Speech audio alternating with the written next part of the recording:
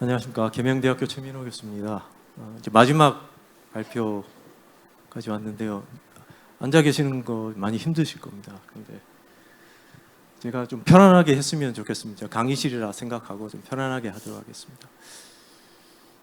제목은 국가 지진재난 보건력 개선 방안입니다. 용어가 생소합니다. 아까 발표 하셨는데 resilience라는 말씀을 하셨습니다.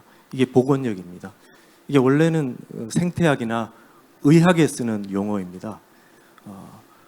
어떠한 사고로 인해서, 어떤 질병으로 인해서 기능이 완전히 떨어졌다가 회복하는 능력입니다. 우리에게도 굉장히 필요한 것입니다. 지금 우리가 3년 동안 코로나를 겪고 있는데 그 기간 동안 우리 국가의 사회적 기능이 상당히 많이 떨어졌습니다.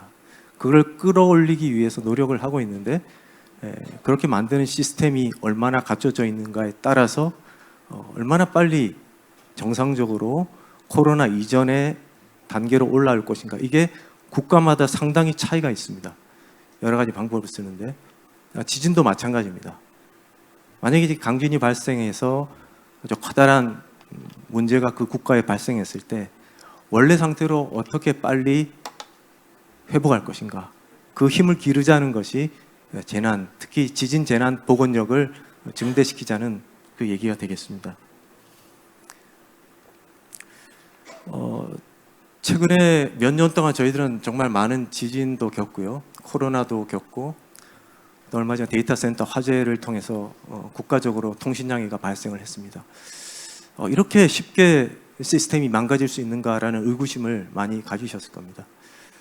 우리나라는 고대 문헌을 봐도 계속 지진이 발생했던 것을 확인을 할 수가 있습니다. 그래서 많은 분들이 저에게 이제 지진을 전공했으니까 우리 주변에 혹은 대구에 지진이 발생한다고 보느냐 물으면 저는 발생한다고 얘기를 합니다. 안 했으면 좋겠지만 한다고 얘기하고 준비하는 것이 올바른 판단이라고 저는 확신을 하고 있습니다. 경주 지진은 5.8, 우리나라에서 최대 규모의 지진이었던 거 다 아실 겁니다. 그리고 포항 지진 그 다음 해에 딱 5년 전에 일어났었고요. 규모는 약간 작았지만 특별한 일들이 좀 있었습니다. 비구조 요소, 벽돌이 떨어져 나가고 물건이 쓰러지고 슈퍼마켓에서 진열된 상품들이 쓰러지고 그게 심하게 나타났고, 특별히 또한 액상화 현상이 아주 드물게 발생했던 걸 알 수 있습니다. 액상화는 건물을 서서히 쓰러지게 하는 효과가 있습니다. 그래서 아주 무서운 것이죠. 심하지 않았기 때문에 다행이었고요. 코로나는 사실은 우리가 다른 재해에 대해서 시사하는 바가 상당히 많이 있습니다. 그래서 저는 지진하고 코로나를 연결해서 많이 생각했는데 정말 배울 점이 많다라는 것을 느꼈습니다. 제주 지진도 발생을 했고요. 제주 지진은 해상 지진이었기 때문에 아까 우리 이 교수님 말씀하셨던 것 같이 해일은 일어나지 않았지만 해일은 유발시킬 수 있는 그런 종류의 지진일 수 있습니다. 동일본 대지진의 영향에 있었다고 얘기를 하는 분들도 있습니다. 데이터 센터, 만약에 이 데이터 센터가 지진이 발생했다면 아마 더 큰 화재가 발생을 했을 것이고 이렇게 빨리 복구되지는 않았을 겁니다. 그래서 화재 이전에 지진이 났을 때 우리나라에 있는 중요한 통신시설, 데이터 센터들 어떻게 될 것인가 심히 걱정이 많이 됩니다. 얼마 전에 괴산 지진까지 거의 빠짐없이 지진을 비롯한 많은 재난재해가 있었던 걸 알 수가 있습니다. 지진 말씀하신 대로 예측이 어렵습니다. 짧은 동안에 굉장히 큰 문제를 발생시킵니다. 그리고 제 생각에는 우리가 이렇게 열심히 준비하는 것도 좋지만 해외 사례를 적극적으로 벤치마킹하는 것이 필요합니다. 우리나라는 지진이 많은 나라가 아니었습니다. 최근에 났지만. 그러나 수없이 지진을 겪고 사는, 다른 말로 하면 지진을 달고 사는 해외 국가들이 몇 있고 그걸 잘 대비하는 국가들이 있습니다. 굉장히 적극적으로 그걸 벤치마킹한다면 아주 효과적으로, 경제적으로 우리가 이건 모방이 아니라 잘 배워야 할 부분이라고 생각을 합니다. 우리나라 단층에 대해서 설명을 잘 해주셨기 때문에 아직 파악되지 않은 단층, 잔층 조사가 다 끝나려면 수십 년이 걸린다고 하니까 최근에 경주 단층에 대해서 상당히 많은 진전을 이룬 것으로 제가 들었습니다. 지금 저희들은 대구에 있고요. 대구는 여기 있고 포항이 있고 경주에 있습니다. 포항에서 지진을 겪은 공무원이 제가 재난 조사를 갔을 때 그런 말씀을 하셨습니다. 제가 몇 날 며칠을 잠을 못 잤는데 다시 포항에 지진이 나면 저는 자신이 있습니다. 어떻게 해야 될지를 저는 터득했습니다. 몸으로. 그런데요, 교수님, 저는 대구가 걱정입니다.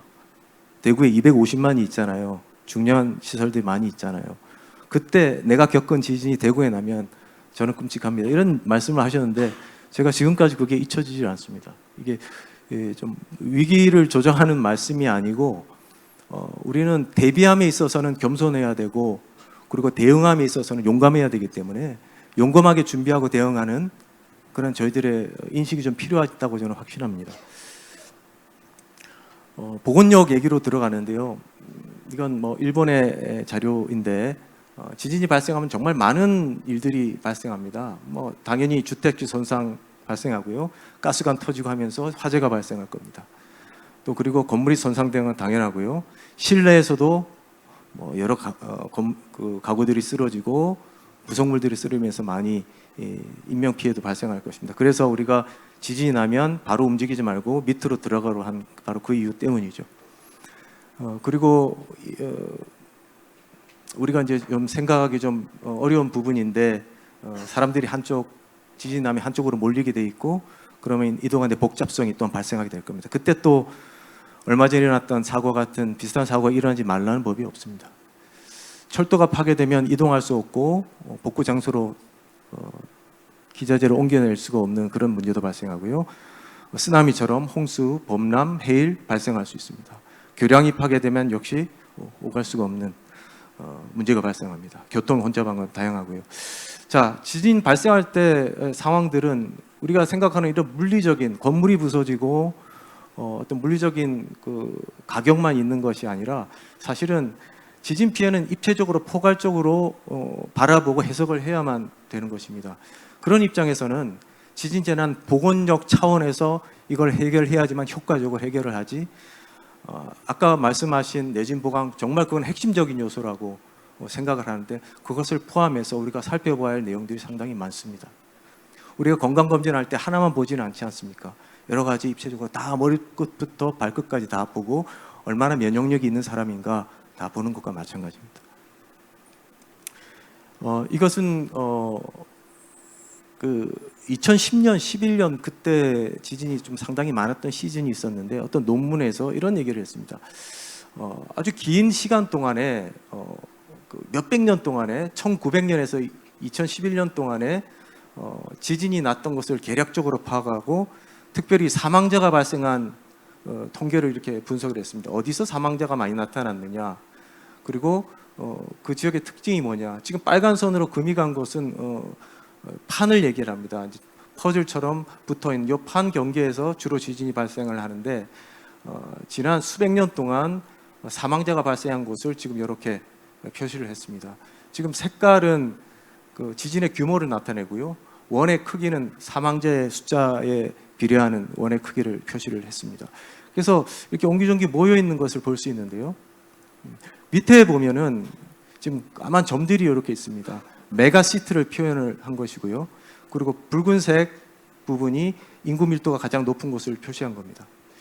이 두 지도를 합쳐보면 인구가 많은 곳에 또 메가시티가 있는 곳에 그곳에 지진이 정확하게 다 일치를 하는 것은 아니지만 거의 많은 부분에 일치를 한다는 것을 알 수가 있습니다. 결국 지진이 나면 사람들이 많이 있는 곳에 도시화가 많이 된 곳에서 사상자가 가장 많이 발생한다는 어떻게 보면 상식적인 얘기지만 이러한 통계를 보면 우리가 지금 계속 진행되고 있는 도시화 또 사람이 모이는 밀집화가 지진 재난에 있어서는 굉장히 불리한 조건이라는 것을 우리가 생각해야 됩니다. 그래서 아까 포항 공무원께서 말씀하신 대구가 걱정된다라는 것은 일리가 있는 말씀입니다.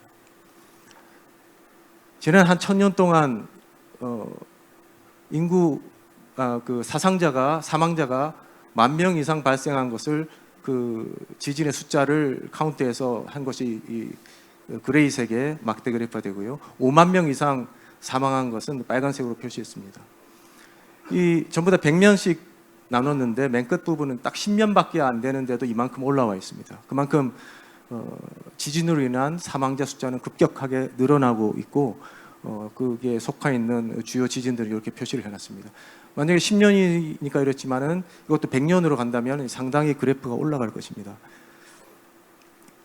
그리고 아까 우리 과장님께서 뉴질랜드 얘기도 하셨고 일본 얘기도 이제 하셨었는데요. 2010년과 11년 2년 동안 지진이 많이 발생했는데 그때 진도 8에 노출되어 있었던 각 도시에서의 인구의 숫자를 이렇게 했습니다. 진도 8이라는 것은 굉장한 것이죠. 포항과 경주에서 진도, 즉 규모와 진도는 다른데 규모는 지진 에너지의 크기, 그래서 뭐 5.8, 5.3 이런 얘기를 하죠. 근데 진도라는 것은 사람이 느끼는 그 지진의 세기를 말하는 겁니다. 약간 다른 것입니다. 진도 8이라는 것은 일반적인 건물의 외벽이나 기둥이 부서지기 시작하고 오래된 건물은 통째로 무너지는 그 정도 수준의 흔들림입니다.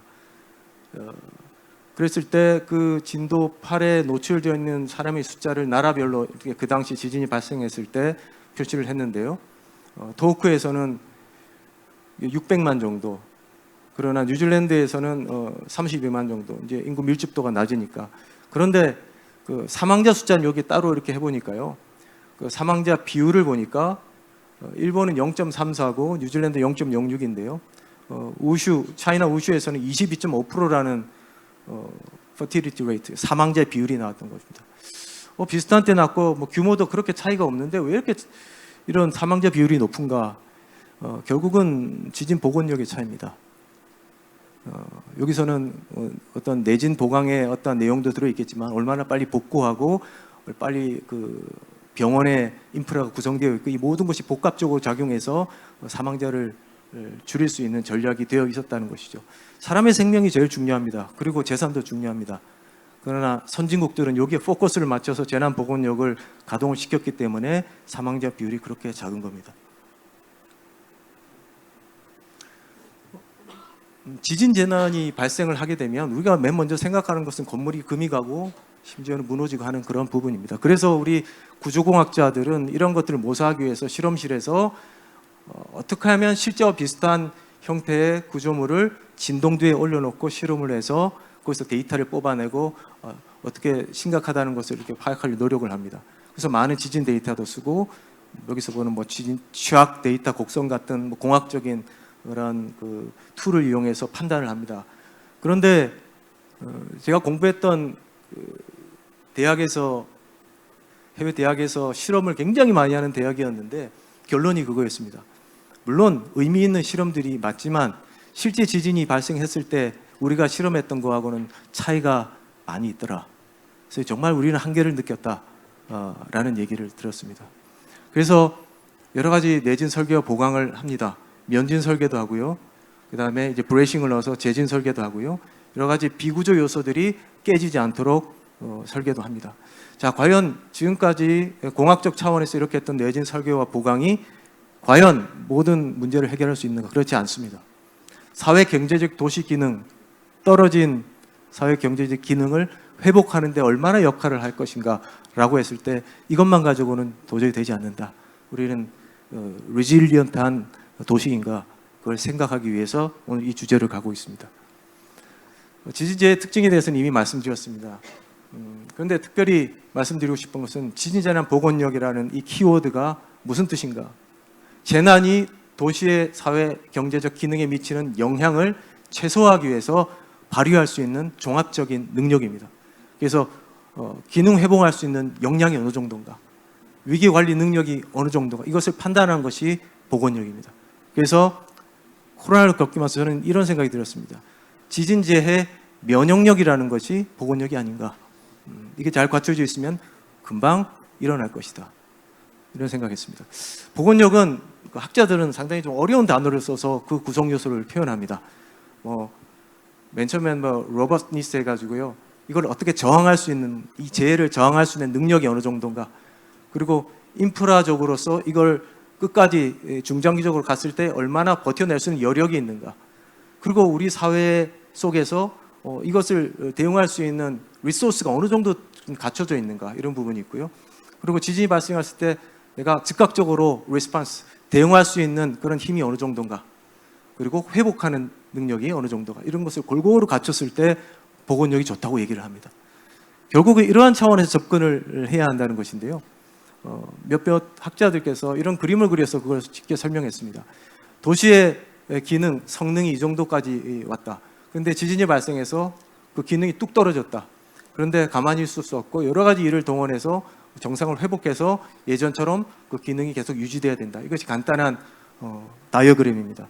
그래서 해외 학자들은 또 이렇게 좀 자세하게 곡선을 통해서 그리기도 하는데요. 가장 좋은 것은 평소에 열심히 내진 보강하고 열심히 제도 마련해서 기능을 많이 높이면서 지내왔다가 지진이 발생해서 국가 기능이 뚝 떨어집니다.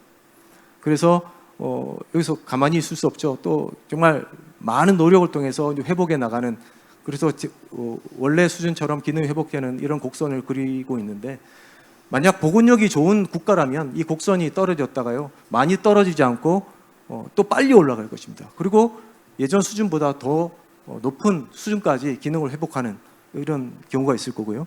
반대로 떨어져서 복원력이 약해서 계속 주저앉는 그런 나라가 있을 겁니다.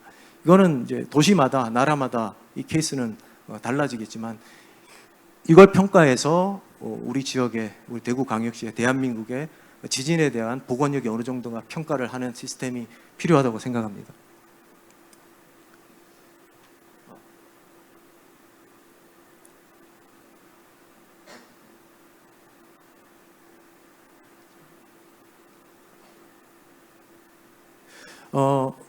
요거는 지진 시뮬레이션, 아까 해일 시뮬레이션을 하셨는데요.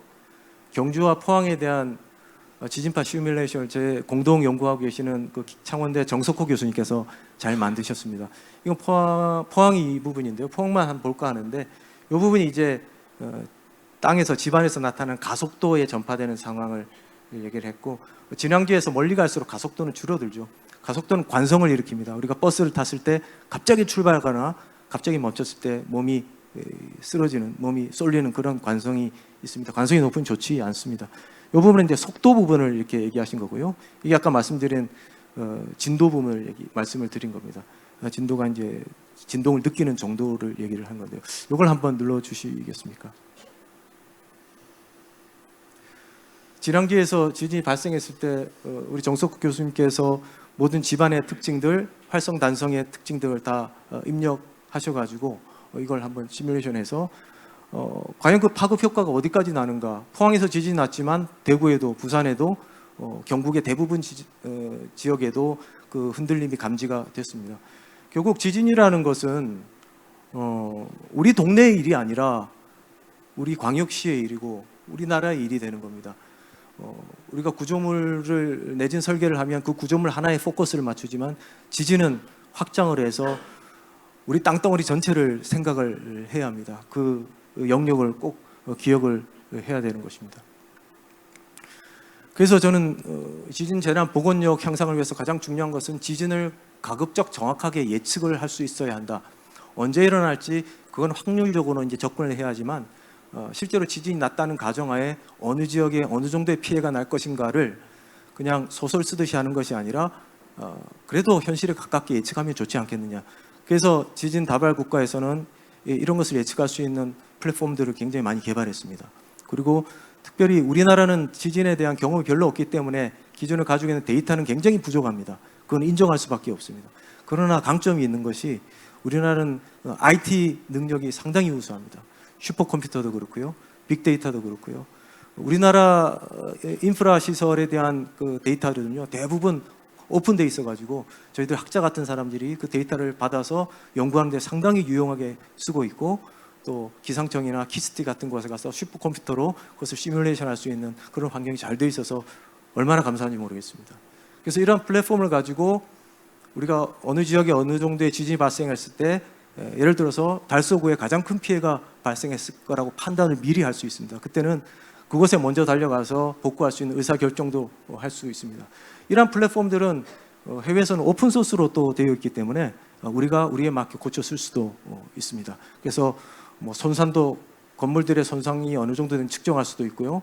그리고 화재나 비구조 요소의 피해, 또 경제적으로 인명적으로 어느 정도 손실인 데까지 대부분 다 파악이 될 수 있습니다. 물론 정확도가 문제지만 한 바로는 상당히 근접한 정확도를 나타내고 있다는 걸 확인했습니다. 그래서 시나리오 지진이 발생했을 때 목표 시설들을 우리가 인프라를 꽂아놓고 취약도 모델을 통해서 어느 정도 연약한 구조물이란 걸 알고 어느 지역에 어느 정도의 피해가 날 것인가를 예측한 다음에 가장 적절한 복구가 어느 시점에서 이루어질지 결정할 수 있는 정책적인 대안을 또 얘기할 수가 있습니다. 그래서 이런 플랫폼은 지리 지형 정보를 통해서 먼저 데이터를 입력해야 됩니다. 집안의 특성도 넣고요. 또 뭐 예를 들어서 우리 대구시에 뭐 50만 동의 건물을 측정을 하겠다. 50만 동의 인프라를 오픈 소스에서 다 가져서 넣을 수가 있습니다.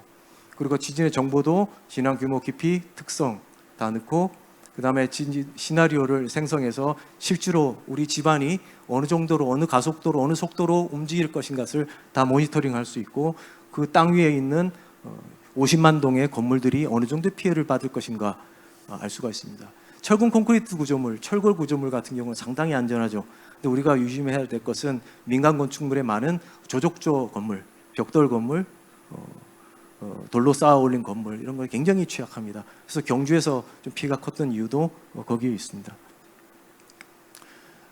제가 대구를 이제 걱정을 좀 많이 하고 있는데 사실은 경주 가지고 연구는 제일 먼저 시작을 했었습니다. 그래서 경주에 지진이 발생한 데이터를 우리가 다 가지고 있기 때문에 단층의 모든 특성들을 집어넣고 또 시추 조사를 한 데이터를 가지고 전단파 속도와 표준간이 시험 데이터를 가지고 집안의 특성이 어떤가 다 나누고 그다음에 이 땅이 얼마나 강한지 약한지 감쇄식도 넣어가지고 땅의 특성도 집어넣고 해서 모든 데이터를 다 넣고 해가지고 경주에 대해서 한번 시뮬레이션을 우리 박사과정 학생들하고 같이 진행을 했었습니다.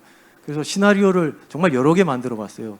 단층의 특성도 다양하게 하고 집안의 특성도 불리한 쪽으로 했다가 또 실제하고 비슷한 쪽으로 했다가 다 시나리오를 만들어 봤더니 정말 재미있는 현상들이 나타났습니다. 그 파라미터들, 그 들어간 입력 데이터들이 달라지면 결과들이 상당히 달라집니다. 근데 우리가 원하는 것은 실제하고 가장 가까운 거, 실제 경주에서 났던 지진의 특징을 다 입력해서 나타난 그런 경우를 놓고 우리가 확인한 결과는 지진 스테이션에서 경주 지진이 났을 때 여러 군데에서 지진파를 다 감지해서 그 땅의 흔들림, 가속도의 기록을 다 가지고 왔는데 이렇게 시뮬레이션해서 우리가 측정한 그 데이터와 아주 가깝게 일치한다는 것을 발견했습니다. 그만큼 데이터가 많이 들어가면 들어갈수록 여러 가지 지진 환경의 요소들을 많이 입력할수록 실제하고 가까운 결과가 나온다는 것입니다. 그래서 희망은 물론 쉽지 않은 과정이었지만 이걸 그대로 포항에 적용하고 대구시에 적용한다면 물론 시간도 걸리고 노력도 들겠지만 정말 예측 가능하겠구나라는 그 희망적인 결과를 얻었습니다. 지진이 발생을 하게 되면요, 아까 그 그림에서 보신 것 같이 다양한 현상이 발생합니다. 먼저 말씀드린 대로 건축물이나 여러 사회 기반 시설이 파괴가 되는 혹은 손상이 된 물리적 피해가 있고 도로 교량, 상하수도 같은 것도 마찬가지입니다. 그러나 간접적인 피해도 있습니다. 쓰나미도 나고요. 특별히 화재가 발생할 가능성이 높아집니다. 그리고 정말 온갖 쓰레기들이 또한 넘쳐날 것이고 말씀하신 위험물 누출, 방사능 이것도 우리가 생각을 꼭 해야 되는 간접적인 결과가 됩니다. 또한 경제사회적인 입장입니다. 건물이 문제가 아니라 사람이 문제죠. 많은 인명피해가 있을 것인데 거기에 대한 파악이 필요하고 이재민도 발생하고요. 개인 재산의 손실도 더할 나위가 없습니다. 또 국가적으로 봤을 때는 경기가 악화될 것이고 부동산 침체될 것이고요. 기업들이 상당히 곤란을 겪게 될 것입니다. 금리도 인상하게 되고 이 총체적인 부분들을 우리가 생각을 하고 정책을 짜고 또 머리를 맞대고 해결해서 보건력을 높이는 쪽으로 가야 되는데 그래서 아까 말씀하신 대로 서로 함께 해야 된다는 겁니다. 따로따로 이걸 준비하면 효과가 전혀 없습니다. 구조물이 어느 정도 손상을 받을 것인가 그 구조가 주거형인지 상업용인지 산업시설인지 이 종류에 따라서 상당히 그 데미지를 입는 그런 양상이 좀 많이 다릅니다. 그것을 학자들을 많이 연구해서 각각에 대한 특징을 다 염두에 두고 아주 경미하게 데미지를 입는다. 보통 심각, 아주 완전 파괴된다. 이 4단계로 나눠서 평가를 이렇게 하는 방법이 많이 쓰입니다. 경제적 평가에서는요, 지진을 입었을 때 앞에서 봤던 구조물의 피해에 비례해서 그 구조물에 미치는 그 재산상의 손실이 나오게 되는데, 앞에 나왔던 그런 4단계에 따라서 어느 정도 보수를 해야 원래 상태로 복구할 것인가 하는 어떤 메커니즘, 이렇게 저희들은 이제 이런 그 공식을 가지고 식을 가지고 추정을 하고 있습니다. 예상 손실비를 비율을 갖다가 추출을 하고 여러 가지 패러미터에 대한 편차를 계산해서 최종적으로는 평균적으로 어느 정도 예상 손상이 되겠다는 것을 값으로 돈으로 환산을 해서 평가를 합니다. 이것이 굉장히 필요합니다. 국가 기능이 회복하려면 경제적 뒷받침이 가장 필수적인데, 이런 것들이 정확하게 나올 때 그것을 효과적으로 정책을 펼 수가 있는 것입니다. 인명 피해가 사실은 더 중요할 것인데요. 죄송합니다. 우리나라 통계청에서는 여러 가지 거기에 관련된 데이터를 가지고 있고, 또 지자체에서도 동 단위로, 행정동 단위로도 그런 것이 구별이 되어 있습니다. 이런 데이터를 쓸 수가 있고요. 그 다음에 이제 보통 주택에 많이 거주를 하기 때문에 주택당 어느 정도의 사람들이 머물고 있고, 또 아파트도 여기엔 큰 중요한 변수가 될 것입니다. 그리고 이제 거주 말고 상업, 공업, 농업 여러 다른 종류의 기능을 가지고 있는 건물들에서는 또 다른 메커니즘을 가지고 거주하는 비율을 갖다가 우리가 평가를 합니다. 이런 모든 것을 가지고 할 때 여기 FEMA 같은 미국 재난관리청에서는 거기에 관련된 그 구조의 주거 용도마다 해당되는 분류를 이렇게 자세히 해놨습니다. 아직까지는 저희들이 이러한 노하우를 받아 써야 됩니다. 근데 우리나라에 맞는 것도 있고 좀 맞지 않아서 좀 수정해서 써야 될 것도 있지만, 그래도 수정하면서 우리는 맞춰 나갈 필요가 있습니다. 이런 것을 해서 어느 지역에 어느 건물에 어느 정도의 사상자가 있으니까 대구광역시에서는 달서구에 몇 명이 이재민이 나올 것이고 몇 명이 사망할 것이고, 이런 데이터들이 사실은 반갑지 않은 데이터들이지만 이걸 우리가 뽑아볼 수가 있습니다. 인명피해는 뭐 자세히 제가 더 말씀드리지 않겠지만 사실은 이동을 합니다. 사람들이 이동을 하기 때문에 FEMA에서는 새벽 2시에, 오후 2시에, 또 오후 5시에 주택에 한 거주하고 있는 그 확률이 어느 정도 되는가. 새벽 2시에는 대부분 다 집에 있기 때문에 거의 100%의 거주하고 있다는 그런 우리가 생각을 할 수 있을 것이고, 그 시간대별로 거주하고 있는, 그 쉽게 말해서 그 사람들이 이동하는 위치, 거주하고 있는 장소가 달라지기 때문에 이러한 팩터들도 다 적용을 하고 있습니다. 상당히 과학적이라는 뜻이죠. 아까 뉴질랜드 지진이 유명하다고 말씀을 드렸는데 하나 좋은 사례가 있어서 말씀을 드립니다. 2011년 2월 22일 날 지진이 발생했고 규모는 6.3이었습니다. 제가 여기서 이제 지진 공부를 했기 때문에 여기에 대한 조사를 좀 많이 해서 이걸 가지고 왔는데, 상당히 그 아름다운 도시입니다. 그 북섬 남섬에 크라이처치라는 도시가 있는데, 뭐 반지의 제왕, 뭐 사진도 찍고 뭐 영화로 유명한 곳인데, 정말 알프스가 있고 굉장히 넓은 평야에 있는 도시고, 여기는 시티 중심에 있는데, 공교롭게도 지진 나기 전에 언덕에서 찍었던 사진인데, 지진이 났을 때 똑같은 위치에서 관광객이 사진을 찍은 게 있는데, 지진을 나면 어떤 현상이 벌어질까? 포항 경북교통방송의 PD님이 저한테 그런 말씀하셨어요. 지진 났을 때, 포항에 지진 났을 때 먼지가 막 올라와서 탈출하는데 힘들었다, 이런 말씀을 하시더라고요. 저희는 뭐 먼지 날 정도의 경험을 안 했지만 멀리서 찍은 사진을 똑같은 주에 찍으니까 정말 먼지가 도시에서 이렇게 폭격을 맞은 듯이 올라온다는 사실을 사진을 통해서 확인을 했습니다. 과연 이 안에서 어떤 일이 벌어지고 있을까? 180명 넘게 사망자가 발생했고 한국 대학생 2명이 포함되어 있었습니다. 우리는 지진 재난 보건력이라는 그런 어떻게 보면 약간은 추상적이지만은 어려운 주제를 극복해야 된다는 이유는 바로 여기에 있는 것입니다. 땅덩어리 전체를 흔드는 것이 지진입니다. 그래서 이 당시에 발생했던 지진이 여기인데요. 6.3입니다. 근데 5개월 전에 저기 사람들 별이 살지 않는 곳에서 5개월 전에 더 큰 지진이 있었습니다. 이때는 사람이 한 명도 죽지를 않았습니다. 사람이 별로 살지 않기 때문에. 그러나 그 시티에서 다운타운에서 굉장히 가까운 6.8km, 또 깊이는 5.9km밖에 안 되는 엄청난 가까운 큰 지진이 발생하면서 180명이 죽었고, 특별히 액상화가 굉장히 심했습니다. 이 부분이 이제 액상화 표시를 한 것인데요. 빨간 이 도시 전체에서 빨간 부분이 다 액상화로 뒤덮였습니다. 여기 지금 한 부분을 찍은 사진인데 홍수가 난 게 아니라 비가 온 게 아니라 액상화 때문에 밑에서 물이 올라온 겁니다. 제가 다시 가보니까 여기 있던 집들은 다 없어졌습니다. 액상화 난 심하게 난 곳이 있는 구조물들은 더 이상 쓸 수가 없는 것이고요. 사람이 가장 많이 사망한 건물인데요. 이건 이제 파괴되기 전에 것이고 파괴됐을 때는 완전히 내려앉았습니다. 여기서 상당히 많은 사상자가 발생했습니다. 그 나라는 굉장히 지진이 많다고 했습니다. 이렇게 많이 손상이 됐고 도서관에서는 제가 공부했던 도서관인데 책장이 다 쓰러져 넘어갔습니다. 만약에 책을 찾고 있던 학생이 있었다면 끔찍했을 것 같습니다. 그래서 몇 년 뒤에 가보니까 이렇게 보강을 하고 있더라고요. 브레이싱을 하고 면진 설계를 하고 도서관에 가니까 이렇게 프레임을 연결해서 쓰러지지 않게 하는 이런 작업들을 적극적으로 벌이고 있었습니다. 앞에서 본 것은 나름대로 했던 조치지만 이 뉴질랜드는 효과적인 그 위험 저감을 위해서 꼭 신속한 재난 복원을 위한 그러한 충분한 능력이 있었음에도 불구하고 180명이 죽었고 이 지진을 겪고 나서 굉장히 더 노력하는 모습을 볼 수가 있었습니다. 또 부족한 아까 말한 리소스를 어떻게 하면 효율적으로 배분할 수 있을까? 자원의 필요를 그 사람들이 필요한 것을 조직적으로 어떻게 제때 공급할 수 있을까? 이런 굉장히 노력을 하고 있었고 아까 플랫폼을 가지고 또 적용해서 시뮬레이션을 계속 하고 있는 걸 볼 수 있었습니다.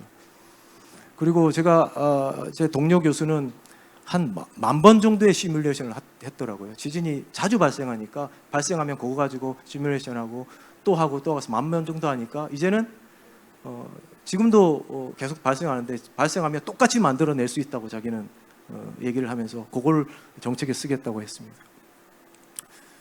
대구광역시는 저희들이 이제 연구를 사실 시작을 한 건데요. 시추 조사도 했고 안반의 깊이, 집안 분류 어느 정도 되어 있는 데이터는 있지만 좀 더 세밀한 조사가 필요하다는 걸 알게 됐습니다. 그래서 활성 단순 분석이 대구광역시에 좀 더 필요해서 노력을 하고 있고요. 그다음에 제가 아까 면진 설계 얘기를 했는데 내진 설계는 지진을 견딜 내자 내진 설계입니다. 근데 그거보다 좀 더 이제 앞선 것이 면진 설계, 피할 면자, 건물을 땅에서 약간 들어 올려서 부드럽게 움직일 수 있는 면지 설계를 하는 것입니다. 그래서 대구광역시에 제가 꼭 이걸 하고 싶어서 추천을 꼭 드리고 싶습니다. 대구광역시에서는 디지털 트윈을 가지고 지금 재난 관리를 잘 하고 계십니다. 그래서 정말 저한테 힘이 되고 있는데요. 앞으로 잘 진행되리라 생각하고 계속 협력할 예정입니다. 이제 마무리를 제가 하도록 하겠습니다. 많은 지진 피해 예측을 위한 정책도 필요하고 지진 재난 복원력을 위한 정책이 필요합니다. 국가, 지역, 기능 회복, 복구 과정을 중심으로 하는 복원력 열심히 이렇게 준비해서 적용될 수 있도록 노력할 것이고 또 설득을 할 것입니다. 면재진 설계 적극 도입할 것이고요. 우리 대구광역시 혹시 지진 난다 하더라도 지금 상태보다 더 높은 상태로 복구될 수 있도록 유지될 수 있도록 하는 지진 재난 복원력을 갖췄으면 하는 바람입니다. 여러 가지 법적인 부분도 있지만 아까 과장님 말씀하셔서 생략하도록 하겠습니다. 감사합니다.